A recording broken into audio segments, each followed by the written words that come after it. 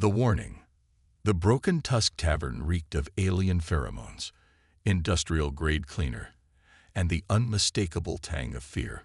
Captain Vrexnar, a scared Valerian mercenary with mottled blue skin and 6 eye stalks that had seen too much, polished his particle rifle with methodical precision while scanning the dimly lit establishment. His visual membranes flickered across the crowd, cataloging threats and exits with the practiced efficiency of someone who'd survived 3 decades in a profession where retirement plans were typically measured in body bags. First rule of the mercenary business, Vrexnar rumbled to the young Ixian sitting across from him. Never, and I mean never, accept contracts against human special forces. The Ixian, Trill, fluttered her gill fronds in what passed for amusement among her kind. Her exoskeleton gleamed with the iridescent sheen of youth and inexperience. Too fresh, too eager, too alive. With respect, Captain, she chittered, mandibles clicking in barely contained excitement. Humans are physically inferior to most Galactic Council species. Their homeworld is a backwater gravity well with minimal technological advancement. The Council barely classified them as a spacefaring civilization. The other mercenaries at the table fell silent. Krall, their Ursan heavy weapons specialist, ceased cleaning his massive disruptor cannon. Severus, the Nephilim sniper, lowered her drink slowly. Zex, their Quantian tech expert, actually powered down his neural interface, something Vrexnar had seen him do only during combat situations. "You finished?" Vrexnar asked, his voice deceptively soft. Trill's confidence wavered slightly under the sudden attention. I've studied comparative xenobiology at the Academy. Humans lack natural defenses. No venom glands, no reinforced skeletal structure, minimal regenerative abilities. Precisely the problem, interrupted Zex, his crystalline form refracting the tavern's meager light. They evolved on a death world without being the apex predator. So they became something else, Severus added, her 4 arms crossing defensively across her chest. Trill's gill fronds flattened in confusion. "I don't understand." Vrexnar sighed and activated the privacy field around their table. The ambient sound of the tavern muted instantly as a shimmering barrier separated them from potential eavesdroppers.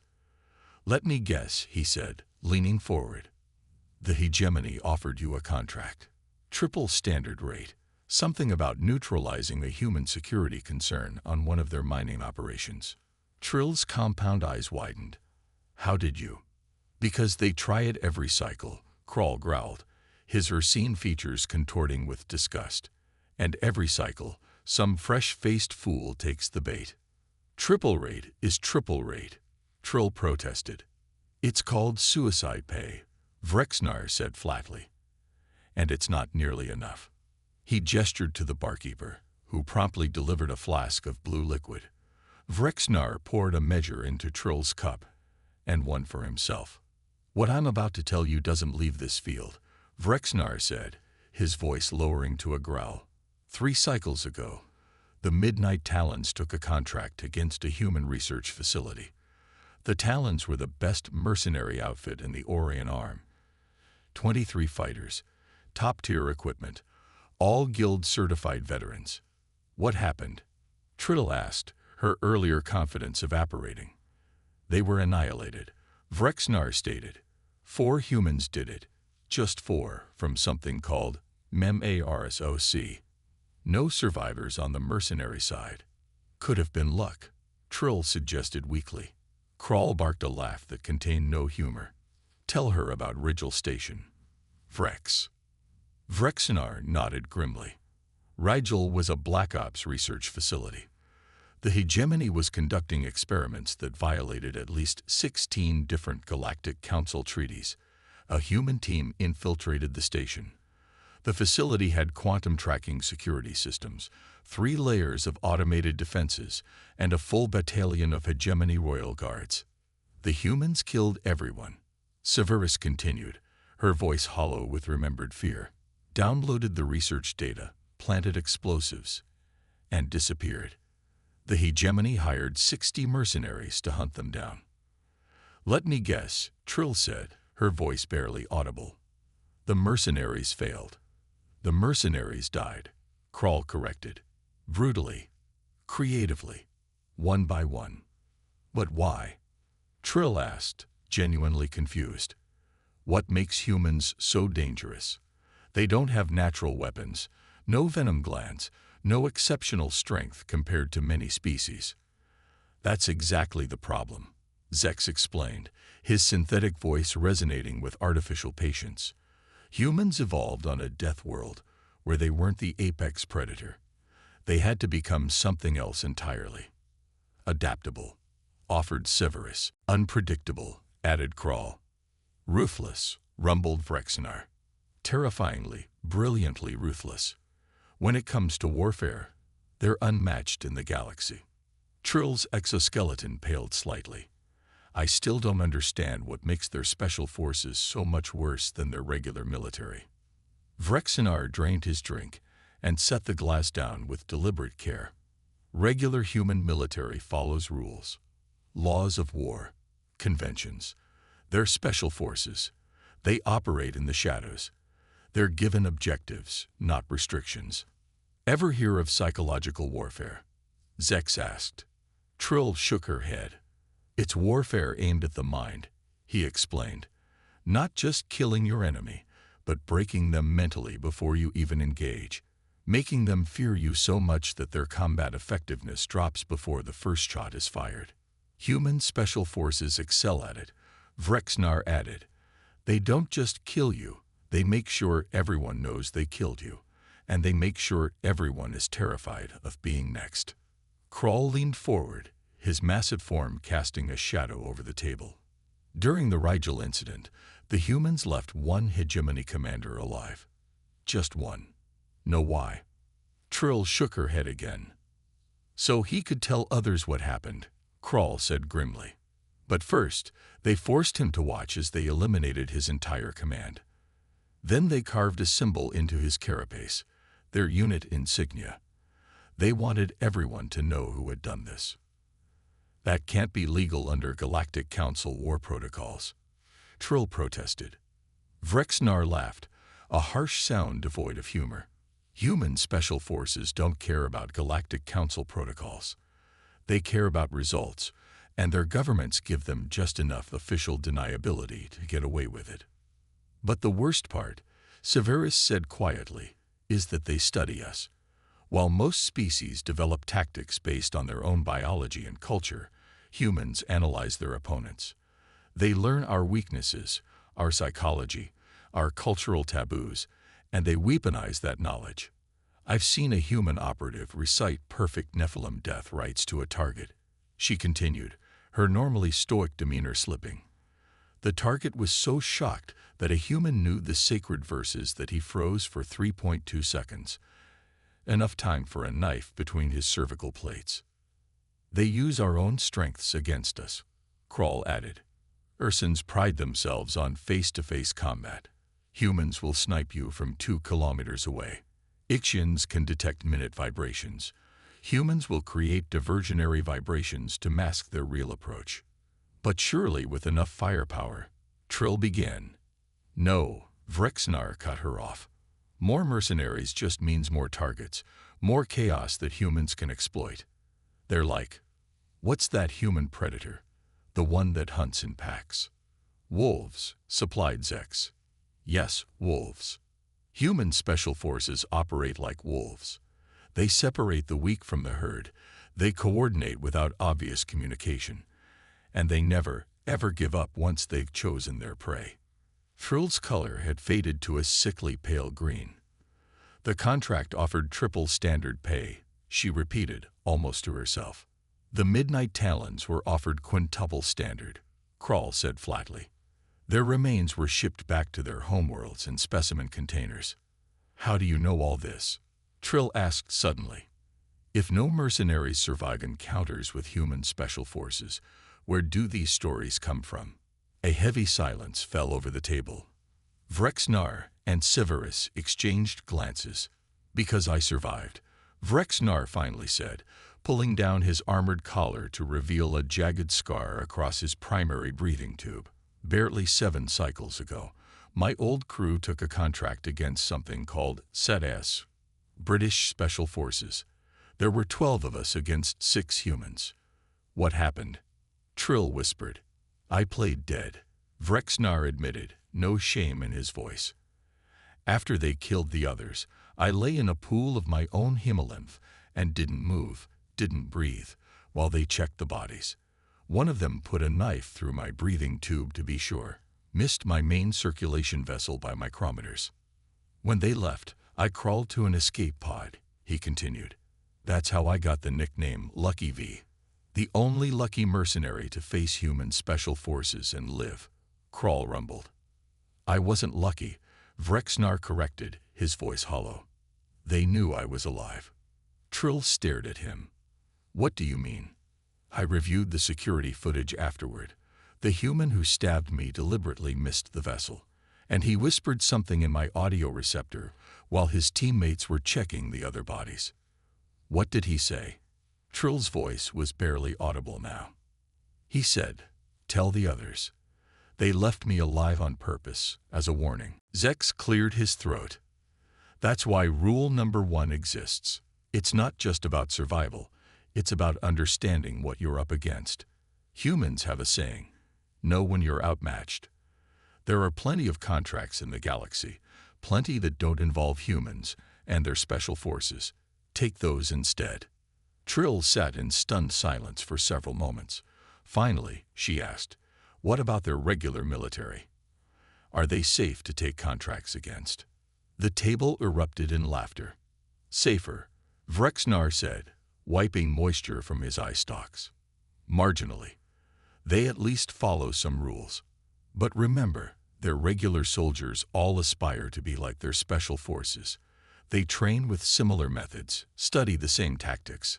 The difference is mostly in resources and restraint. So what should I do about the hegemony contract? Trill asked. Decline it, Severus said firmly. Tell them you have a scheduling conflict. Don't mention this conversation. But why not just tell them the truth? That human special forces are too dangerous. Vrexnar leaned in close. Because showing fear of humans is bad for business in our line of work. We maintain a professional courtesy. We don't take those contracts, but we don't publicly admit why. Keeps our reputation intact. Consider this your initiation into the real mercenary world, Crawl said. Not the glamorous version they show in the recruitment holovids. Trill nodded slowly, her gill fronds withdrawing in thought. Thank you. I'll decline the contract. Good choice, Vrexnar said, slapping the young Ixion on her carapace. You might survive this career after all. As the privacy field dissipated, the ambient noise of the tavern returned. Trill rose to leave, heading toward the communication terminal in the corner. Think she'll listen? Severus asked. For her sake, I hope so, Vrexnar replied. But if not, he shrugged. Natural selection. The galaxy has a way of filtering out the foolish ones. Speaking of filtering, Zex said quietly, nodding toward the bar's entrance. We have company. A figure stood in the doorway, scanning the room. Despite the dim lighting, Vrexnar could make out the unmistakable silhouette of a human male, approximately 2 meters tall, with the controlled posture that unmistakably broadcast military. Well, Vrexnar muttered. Looks like our conversation was timely. Think he's here for us? Crawl asked, his massive hand drifting toward his disruptor. Don't, Vrexnar warned. If he was here to kill us, we'd already be dead. The human spotted their table and began walking directly toward them, his movements fluid and economical, with no wasted energy. He wore civilian clothes, but the way he carried himself told a different story. This should be interesting, Severus murmured as the human approached their table with a slight smile that didn't reach his eyes. The human stopped at their table, his gaze scanning each of them methodically. Up close, Vrexnar noticed the faint scars on his knuckles and a barely perceptible cybernetic enhancement in his left eye. His smile remained fixed, artificial. "Mind if I join you?" he asked, his voice surprisingly soft yet carrying an unmistakable edge of authority. Vrexnar gestured to an empty chair without speaking. As the human sat down with practiced ease, maintaining sightlines to both the entrance and the back exit, Vrexnar couldn't help but wonder, was this a coincidence or something else entirely? And more importantly, was Trill about to learn rule number 1 the hard way? First contact. Trill couldn't shake Captain Vrexnar's warning as she paced her small quarters aboard the mercenary vessel Silent Talon. The experienced Valerian's scared face and hollow voice haunted her thoughts. Despite her academic understanding of human physiology, their fragile bones, their limited sensory capabilities, their lack of natural armor, something in his story had pierced through her confidence. Still, triple standard pay was triple standard pay. She checked her combat gear one final time. Pulse rifle calibrated, armor seals intact, medical nanites fresh. Her carapace had been reinforced with the latest composite plating, and her sensory gill fronds were protected by microfilament mesh that would detect the slightest change in air currents. No human, special forces or otherwise, could move without disturbing air. That was simple physics. "Final briefing in 5 minutes," announced Salag, the Centaurian who commanded their mercenary squad. His voice crackled through her implanted comm unit. The Silent Talon had accepted the hegemony contract that Vrexnar had warned about, neutralizing the human security concern at mining outpost K-12. The official briefing stated that a small team of human corporate agents had taken control of the outpost after discovering evidence of treaty violations. The hegemony wanted them removed with minimal damage to the facility. Corporate agents. Right. 12 veteran mercenaries against 4 humans. Whatever Vrexnar had experienced, these odds seemed favorable by any calculation. When Trill entered the briefing room, Salag was already displaying the outpost schematics on the holographic projector. His massive form dwarfed the other mercenaries. Centaurians were renowned for their strength and tactical acumen. K-12 is a standard mining facility with 3 main levels. Zalag explained, his 4 arms gesturing at different sections of the hologram. The humans have established control of the command center here, the communications hub here, and the life support systems here. "Smart," murmured Grell, their demolitions expert. The Saurian's scaled skin glistened under the harsh lights. "Control those 3 points, and you control the outpost." "Exactly," Zalag agreed. "Our primary objective is to retake these areas with minimal structural damage. Secondary objective is to capture the humans alive if possible, but termination is authorized." "What about the outpost personnel?" asked Mira. Their Empyrean medic. Her luminescent form pulsed with energy patterns that indicated concern. "The hegemony reports most were evacuated before the takeover," Zalag replied. "A few technical staff may remain as hostages." "Hostages complicate things," growled Drac, a veteran Cronin whose rocky hide bore the scars of 100 battles. "Hence the triple pay," Zalag said with a toothy grin. "Now, we'll split into 3 teams. Alpha Team takes the command center. Beta takes communications. Gamma secures life support." "Questions?" Trill hesitated, then raised a limb. "Sir, what do we know about the humans? Are they military? Special forces?" Zalag's expression darkened. "The hegemony claims their corporate security. Does it matter? They're just humans." Several veterans exchanged glances.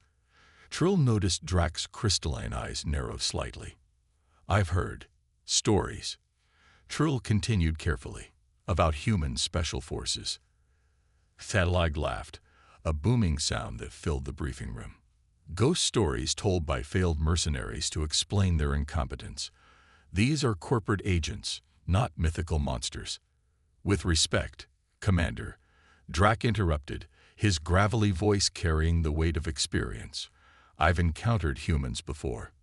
If there's any chance these are special forces operators, we should adjust our approach." "You too, Drac," Zalag sneered. I expected better from you. The humans are contained, outnumbered, and outgunned. We breach, we clear, we collect our payment. End of discussion. Trill felt a growing unease. Vrexnar's warnings echoed in her mind. They study us. They learn our weaknesses, our psychology, our cultural taboos, and they weaponize that knowledge. The Silent Talon docked with Outpost K-12 4 hours later. Initial scans showed minimal activity within the facility, life support running at reduced capacity, non-essential systems powered down, and communication channels silent. "Too quiet," muttered Drac as they assembled in the airlock. "I don't like it."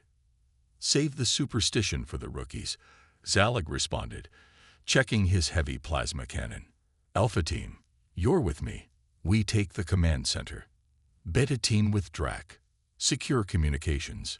Gamma Team with Trill, life support. Move out." Trill felt a surge of pride at being assigned team leader, despite her relative inexperience. Her team consisted of Mira, the Empyrean medic, and Grell, the Saurian demolitions expert, a well-balanced unit for their objective. The airlock cycled open with a hiss, revealing the main cargo bay of the outpost. Emergency lighting cast long shadows across abandoned loading equipment and half-filled cargo containers. "Disperse as planned," ordered Zalag. "Maintain calm discipline. Report only significant findings." Alpha Team moved toward the central corridor, while Beta Team took a maintenance shaft toward the communications hub. Trill led Gamma Team toward a service elevator that would take them directly to the life support level. "Movement sensors are clear," Grell reported, checking his scanner. "No heat signatures within 50 meters. Stay alert," Trill cautioned, remembering Vrexnar's stories. "Humans are adaptable." The service elevator carried them smoothly to the lowest level of the outpost. The life support systems hummed steadily, filling the air with the mechanical rhythm of recyclers and air processors. "Life support is functioning normally," Mira observed, her luminescent form pulsing with puzzlement. "Why would they maintain systems at full capacity if the outpost is largely evacuated?" "Perhaps they," Trill began, then froze as her gill fronds detected a subtle shift in air pressure. "Something's wrong." "Scanners show nothing," Grell insisted, but his scaled hide rippled with tension. "Gamma Team, report status." Zalag's voice crackled through their comms. "Life Support Center appears normal," Trill responded. "Systems functional, but we're detecting atmospheric anomalies. Proceeding with caution." "Acknowledged." Alpha Team has reached command center perimeter. "No contact yet." Trill signaled her team to advance in standard clearing formation. The Life Support Center was a vast chamber filled with humming machinery, tangled pipes, and control consoles that monitored everything from oxygen levels to waste recycling. Perfect for an ambush.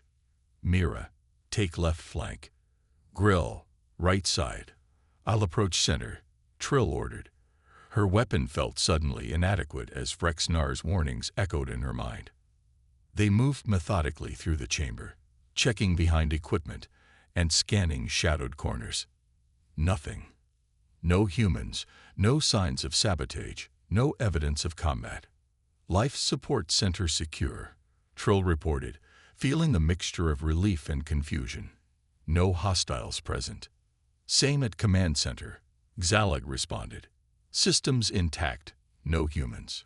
"Communications hub clear as well," came Drac's gruff voice. "Something's not right. This feels like..." A deafening explosion cut off his words, followed by the shriek of tearing metal. The entire outpost shuddered violently. "Beta Team, report." Zalag barked. "Drac, report status." Nothing but static answered. "All teams, converge on communications hub." Zalag ordered, his voice tight with controlled tension. Possible hostile contact. Trill's team raced back to the elevator, but it remained locked in place, unresponsive to their commands. "Emergency stairwell," she directed, leading them to a narrow passage that wound upward through the outpost's infrastructure. As they climbed, the outpost's lighting flickered and alarms began to wail. Over their comms, they heard sporadic bursts of weapons fire and shouted commands from Alpha Team. Ambush. Salag's voice cut through the chaos. They were never in the target zones. They're in the maintenance ducts. Multiple hostiles, using some kind of stealth tech. More weapons fire. A scream cut short. Then silence. Alpha Team, respond. Trill called, her voice rising with urgency as they continued their ascent. Commander Salag, report status. The comm system crackled. Then a new voice emerged, unfamiliar, calm, and distinctly human. Your commander can't come to the comms right now, the voice said in perfect galactic standard. He's taking a little nap. Explosive decompression will do that to a Centaurian. Trill froze on the stairwell, her teammates bumping into her from behind. Who is this? She demanded, trying to keep her voice steady. Lieutenant Commander Michael Hayes, United Earth Special Forces Command. And you would be. Let me check the manifest. Trill, right? Recent graduate of the Ixian Military Academy, specializing in tactical operations. First deep space assignment. Impressive credentials, though your thesis on human military limitations could use some updating. Trill's blood ran cold. He knew her. He'd studied her. How did you? Your ship's database security is terrible, Hayes continued conversationally. But that's beside the point. You've walked into an active counterintelligence operation against the hegemony. The mining facility was cover for a biological weapons program in violation of 17 Galactic Council treaties.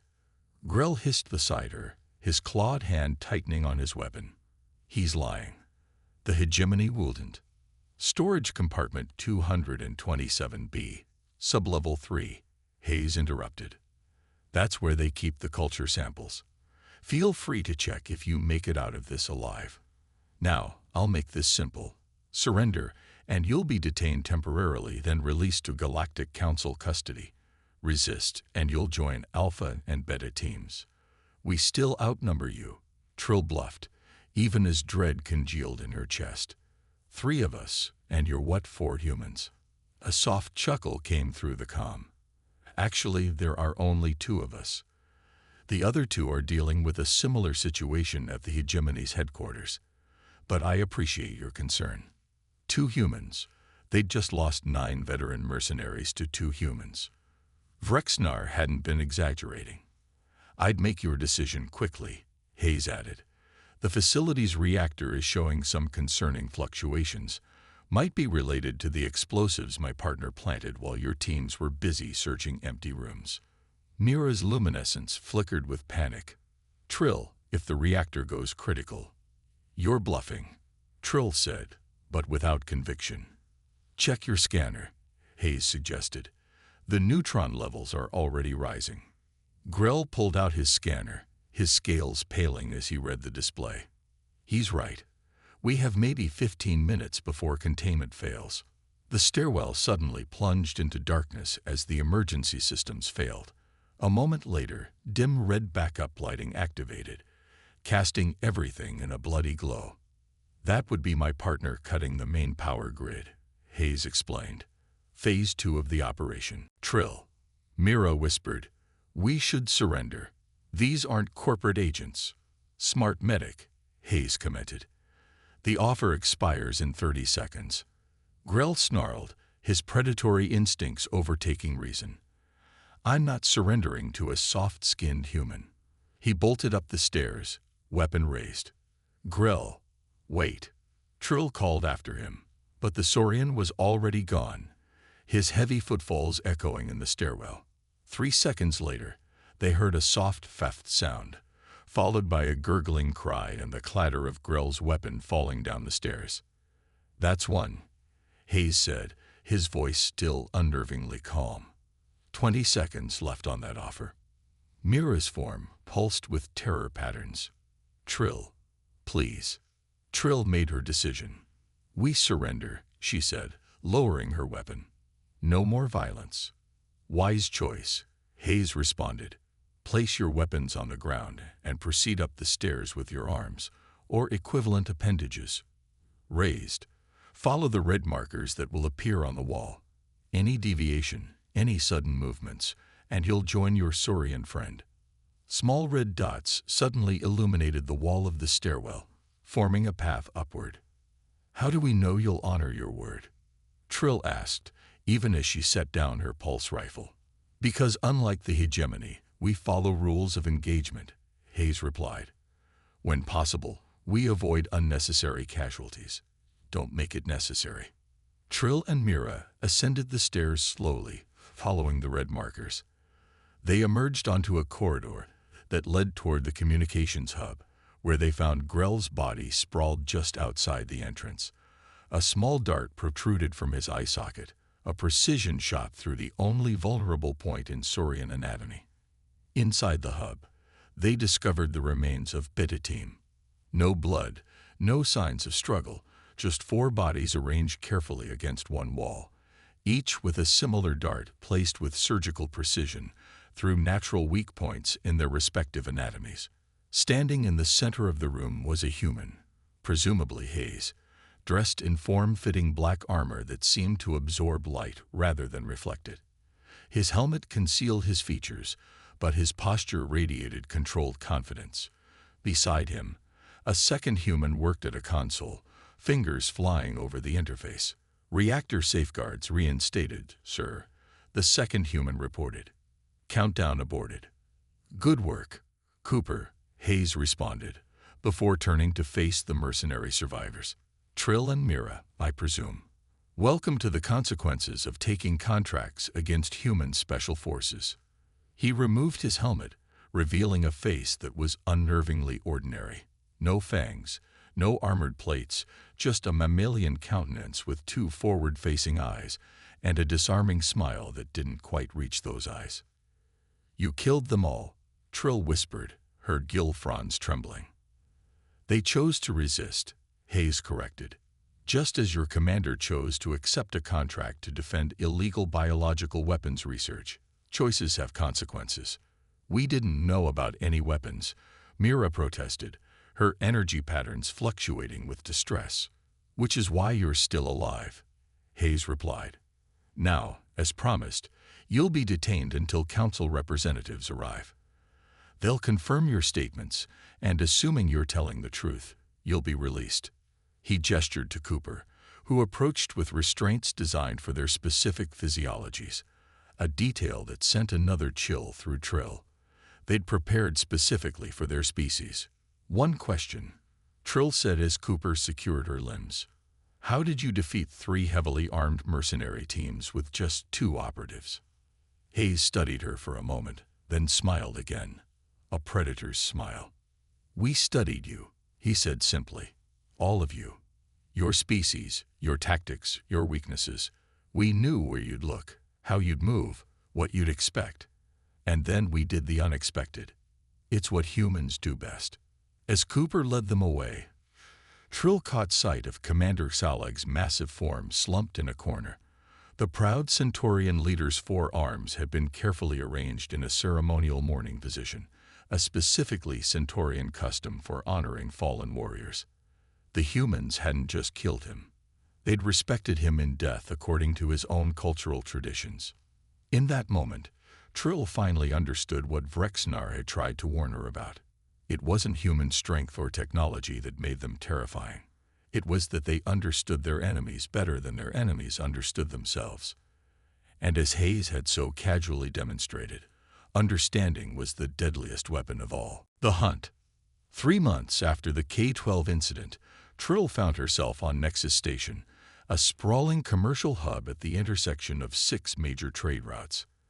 After being released from Galactic Council custody with nothing more than a stern warning and a permanent mark on her mercenary record, she drifted from station to station, taking low-risk security contracts that barely covered her expenses.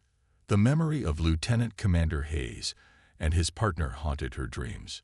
2 humans against 12 veteran mercenaries, and they had made it look effortless. The Broken Crest, a dive bar on the station's lower levels, catered to mercenaries, smugglers, and others who preferred anonymity. Trill nursed a glass of fermented algae extract, Her gill fronds folded protectively against her carapace. She learned to keep them retracted in public. They revealed too much about her emotional state. "Mind if I join you?" Trill's combat reflexes nearly sent her sprawling from her seat. The voice, speaking perfect Ixian, complete with the regional dialect of her home cluster, belonged to a Terran female dressed in nondescript spacer garb. Average height for a human, athletic build, with short dark hair and eyes that missed nothing. Without waiting for permission, the human slid into the seat opposite Trill. "You're a long way from K-12, the human observed, switching seamlessly to Galactic Standard. Trill's himolymph ran cold. "Who are you?" "Someone interested in your recent activities," the human replied. "Specifically, your communications with the hegemony military attaché on this station." Trill forced herself to remain still, fighting the instinct.